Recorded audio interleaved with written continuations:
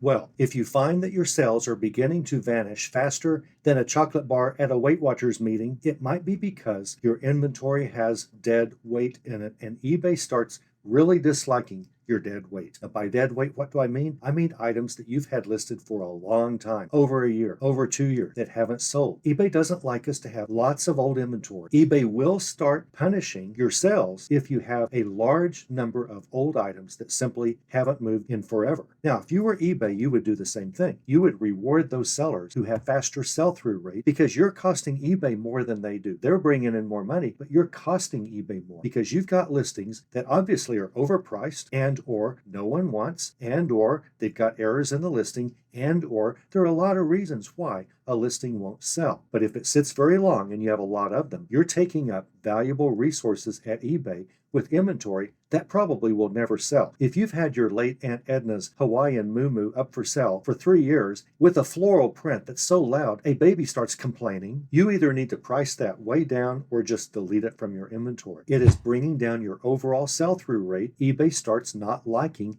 your whole set of inventory because on the average, it's every day taking longer and longer to sell everything in your inventory. A few years ago, about 2020, 2021, resellers started ending and relisting their inventory because they figured if I've got old inventory and if I end it and create it again, just do a relist or a sell similar, we're going to talk about the difference in just a minute, then I no longer have a bunch of old inventory. I have new inventory. Lo and behold, that worked really well for a while. eBay caught on to that. eBay doesn't really like it when we do that. First of all, if you end and relist, you've changed nothing. Yes, you have a new listing, but you haven't changed the listing. You simply said, this is not for sale, and now it's for sale. The same old item, same price, same condition, same everything that you haven't changed, and that item's not going to sell any faster, probably. Plus, eBay no longer falls for this, supposedly. This is just an educated rumor that's going around. Probably it's pretty accurate. eBay looks for this. If you have a bunch of ending and relisting over and over day after day, you think you're refreshing your inventory. You're not. And eBay probably will punish you even more. I don't have proof of that, but we have pretty good anecdotal evidence from everyone who's been doing it all these years. They say it no longer works. Yeah, it doesn't. eBay has indicated that they look for that and they don't reward that anymore. So never end and relist. What about end and sell similar? Now, if you end and relist, you literally are just restarting the same listing. It will have a new start date, but you're restarting the same listing. But if you do end and sell similar, you are creating a brand new listing. It will no longer have all of the watchers that the other one had. It'll no longer have all of the history. Let's say that old item that you end and relist, let's say it sold one time and then you got a return. And so you just relisted it a year and a half ago. Well, that return and relisting is still going to be in that item's history if all you do is relist it, or so I understand. So never end and relist in order to try to fool eBay's algorithm. And eBay's algorithm is getting harder to fool every day. But if you're just trying to refresh your listing, don't do relist. You should do, if you want to do this, if you believe it'll work, do end and sell similar. You no longer have all of the watchers and the history of that item is no longer with it. It is a brand new fresh listing. But if you don't change anything else, eBay doesn't fall for it anymore. eBay is no longer just blindly going, she no longer has a bunch of old listings. Now, every listing she has is under 3 months old because you happen to take 5-year-old listings and just end it and sell similar, and now they're all brand new listings. eBay's not falling for that anymore. However, there's one way to do this. eBay does allow us to end an item if there's a mistake, if we want to redo a picture, if we want to redo a title, if we want to redo whatever we want to redo. eBay understands that we're going to run across listings all the time and see, I can make that listing better. That picture's a little bit off. I need to rearrange pictures. I don't like the first hero picture that I used. I used a bad first picture. I need to move another one in its place. All of that eBay appreciates. Whenever you end and then sell similar, but before you list, you make changes. You improve the listing. We're going to use that trick in order to make end and sell similar help with refreshing our inventory for old items. So I'm going to show you exactly what you do. I'm still not convinced this is the answer to life, the universe, and everything. That's 42 actually. But this is not the answer to total eBay success by taking all your old inventory, ending it, and sell similar, showing you what I'm about to show you. But it will help, and eBay will not punish you because you ended and sold similar if you do it the way I show you how. You're going to need to see this on a computer screen or a tablet. If you're watching this on a cell phone, it's going to be hard to see all these details. I'm sorry, but there are a lot of details on this one that you kind of need to see this on a regular screen. But if you turn your phone landscape, I know most of us watch videos on our phone. If you turn it landscape and you watch it, and you may have to zero in on something once in a while here. This isn't going to be that long, I promise. But in general, you can kind of follow what I'm doing even on a cell phone. I'm just warning you, it's probably better on a computer screen. Get an active listing of all of your listings on your screen. Go to your Seller Hub and go to Listings Active. You're going to see all your listings, and you can sort all your listings by these columns, alphabetically by item, your custom SKU. That's where you usually say where something's located in your inventory, by how many of each item you have. You can sort by quantity of how many you're selling. If you've got one item that's got a quantity of 50 and possibly can sell 50 of those before you run out, if you sorted by available quantity, the 50 would be on top, things like that. What I want you to do is sort by start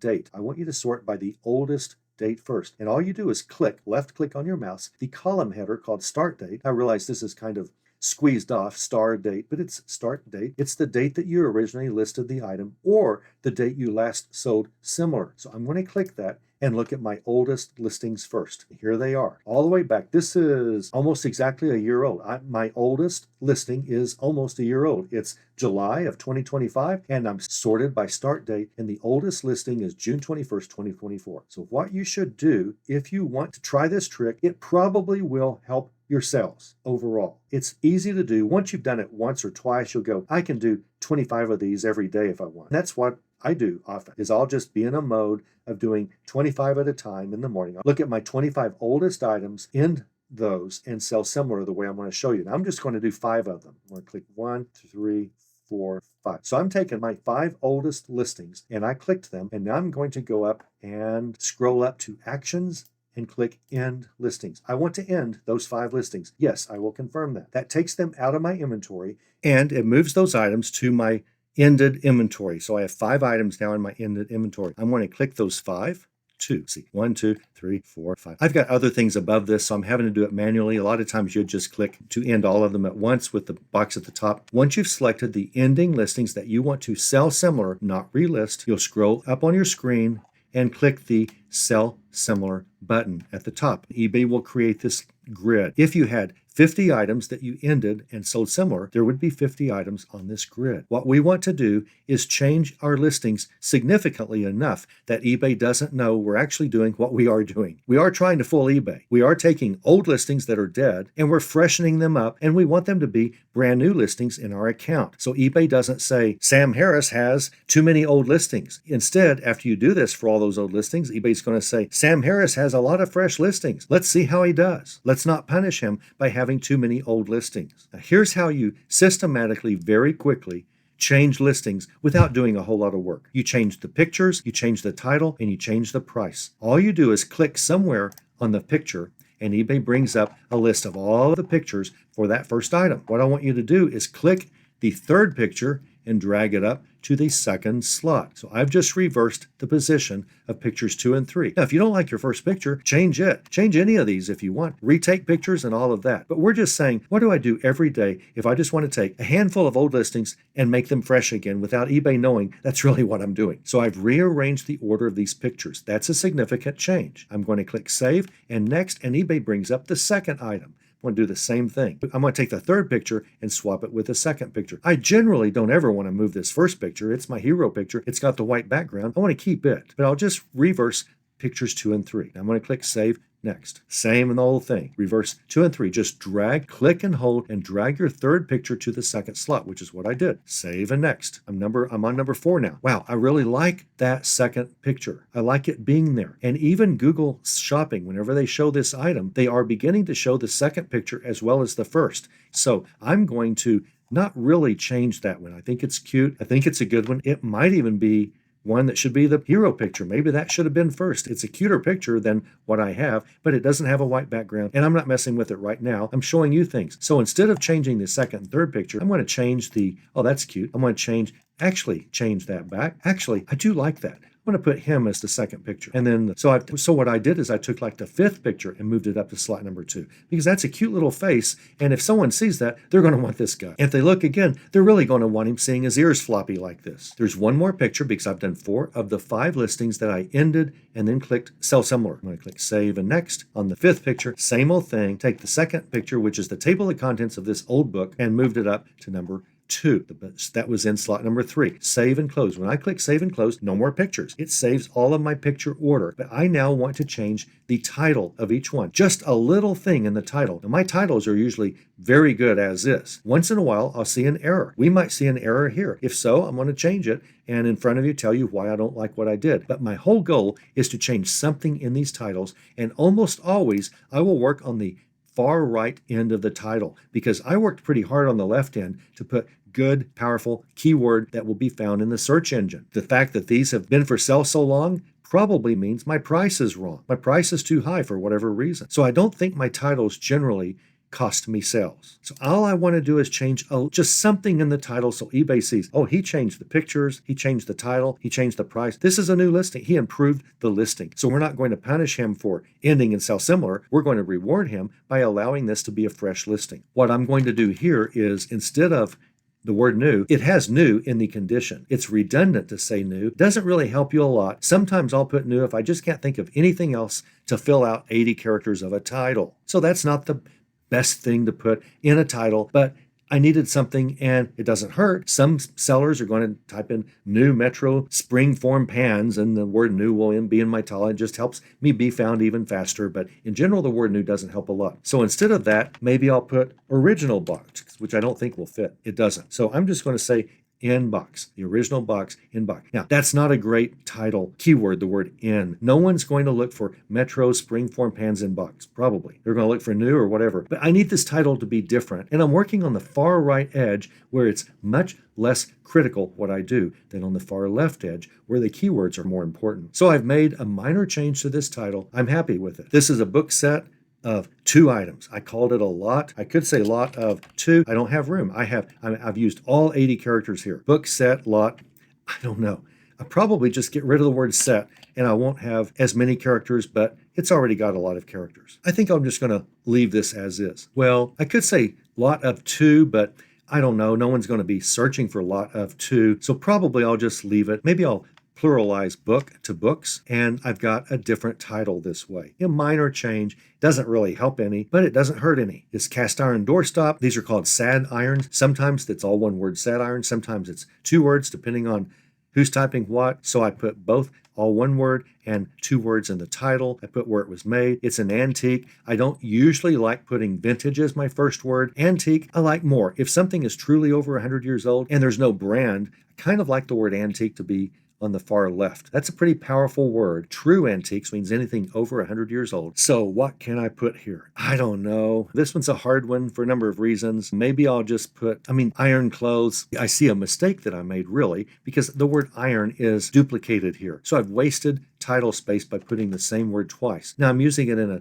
different manner, cast iron, and then you can use this iron to iron clothes, but that doesn't really help us in a title, doesn't it? Just takes away from the number of keywords we can put in the title. So I'm going to delete the second iron, and then I'll just say, I'm not sure. Oh, I'll put black. The color is a good keyword. It actually probably should be even earlier. So I'm going to do that. Black, put it up there, and I've significantly changed the title now. Go down to the next one, this little cute little dog purse. I generally don't like punctuation in titles unless it's really part of the item name or something, and I'm just going to get rid of my hyphen between hop-in. It's a hop-in dog carrier, but a girl's purse with a little dog in it. So I got rid of the hyphen. Technically, that's really all I need. I've literally changed the title, but let me see if the word pet, I don't even have room for the word pet. Probably I will. Let's see. I'm just going to leave it. So I was able to change the title. I took out the hyphen, which improves the title on eBay because the less punctuation you have that's not strictly needed, the better. Come down here. Why did I put VTG at the end? It's because I needed 3 characters. I had 3 more characters. I just wanted to fill it in with something. I never like to abbreviate words like vintage, but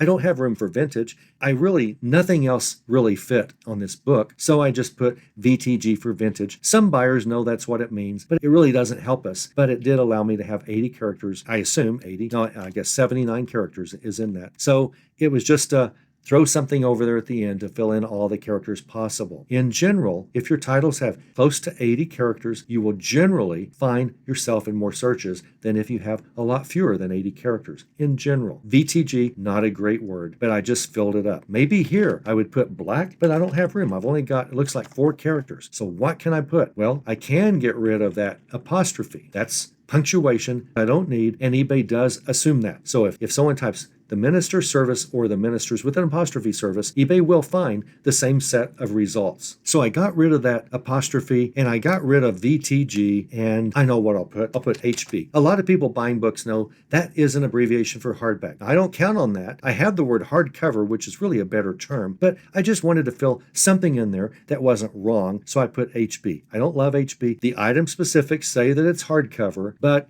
it just lets me fill out a few more characters. So I've now changed the pictures, and I've now changed all 5 titles. I'm now going to go over here and click the price and change the price. How am I going to change the price? I'm going to lower the price. These things have been for sale for a year and 1 month, as you saw earlier. I want them to start moving faster. So I'm going to change $27.33. I'm going to change that to $24.19. How did I pick $24.19? I just made it up, but it's less than what I had. Wasn't it like 27 something? So it's $2 or $3 less than it was. It might move now. It almost for sure will. It's a brand new springform set of pens. It'll probably sell now. What about this embroidery software version? I don't even know how much in demand this is, but it was in some demand. Some do sell, or I wouldn't have listed them. So I'm going to lower this probably even more, $13.95. I lowered that about $4 or $5. A lot more percentage of a decrease than this one, because I think this one's going to be harder to sell. It's a software manual for some sewing software that very few people have. I'm going to change it to $11.95. Really drop that price. This antique iron, these are popular. They still sell. I must just have it